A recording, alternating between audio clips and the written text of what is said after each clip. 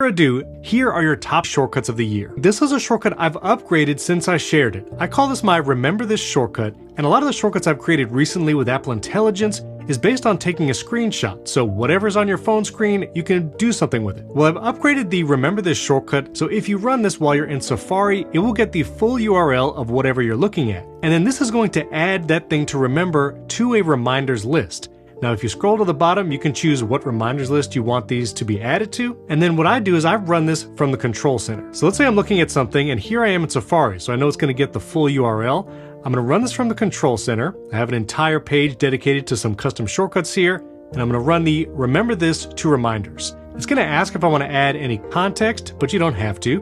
Then it's going to take a screenshot, summarize what's on screen. And if you're in Safari, get the full URL of what you were looking at. Then, as you can see, it's going to save that with a little description. Title of the reminder is what to remember. And if you're in Safari, a full link back to that web page. I'll put that version of the Remember This shortcut down below.